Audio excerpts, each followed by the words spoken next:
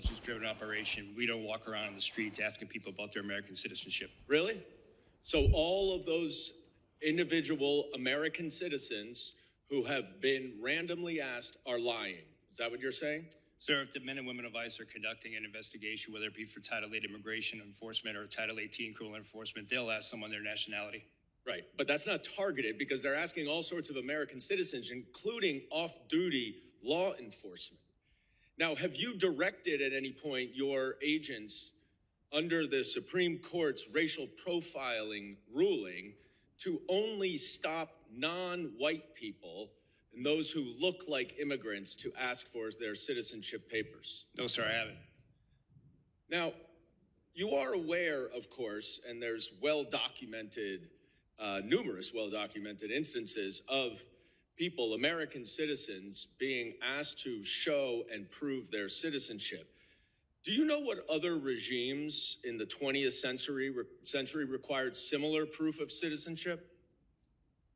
Yes, sir. What? Sir, there was various nefarious regimes that did that. Is Nazi Germany one? Yes, but Is the Soviet Union one? I honestly, sir, I'm asking the questions. Is the Soviet Union one? Yes, sir, but I totally, this is the wrong type of questioning. I'll tell you what the wrong type of actually, thing sir, is. Sir, it's my Holocaust time. Museum Reclaiming my time, sir. If you want to go reclaiming my time, Mr. Chairman. It's not the men and women of ICE that are out there doing it every day. So to say that the men and women of ICE are going to stop us... Mr. Chairman, I'm reclaiming my time. I would like my time back, please. Please give me another 15 seconds because he was unnecessarily speaking. You said in your opening statement that references to ICE as the Gestapo or the secret police encourages threats against ICE agents. 100%. The problem is you have it backwards, sir.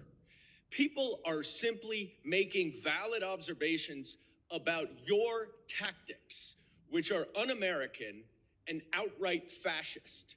So I have a simple suggestion. If you don't want to be called a fascist regime or secret police, then stop acting like one. But people are simply just observing what they are seeing. And that's why people are making those comments.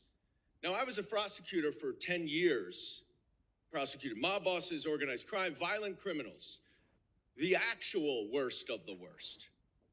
Not a single criminal law enforcement agent that I worked with wore a mask to conceal their identity. But your department, which is a civil law enforcement agency, is defending the use of masks by your agents because of a so-called rise in threats and assaults against your officer. Now, you said in your opening testimony that assaults against ICE officers are up by more than 1,400%, which is now even more than the 1,300% that your gaslighting spokesperson, Tricia from Ohio, has recently been citing. But here's the problem.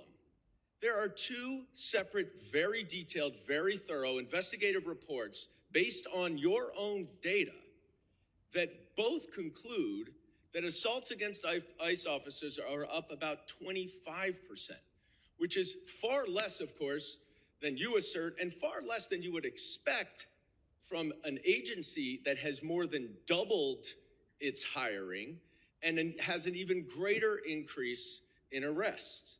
Now, why is that a problem, Mr. Lyons?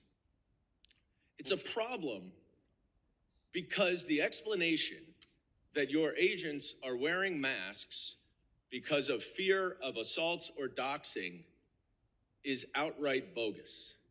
You and your untrained, unqualified, unvetted, unidentified agents are intentionally terrorizing our cities and communities all over this country to avoid accountability for their excessive force and their lawless actions. That is why you're wearing masks. So no one can hold you accountable, and you know that the FBI is not going to, because notwithstanding all of the investigations all of you say are going on, the Department of Justice and the FBI has stated they are not investigating those two murders.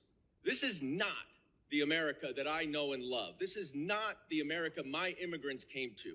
And it's long past time that you rein in your out-of-control agency and start following the law and the Constitution. And I yield back. Gentleman's time has expired. I now recognize the gentleman from Arizona, Mr. Crane, for 5 minutes of questions. Thank you, Mr. Chairman. It's interesting being in this hearing today, where my Democrat colleagues continue to demonize ICE and Homeland Security. I think history and context are very important here. It's not lost on most of the American public that my Democrat colleagues actually caused this entire crisis with their open border policies that they all voted for, letting in close to 15 million illegal aliens. I also want to go through real quick some numbers of ICE deportations with other presidents who I believe both you, Mr. Scott,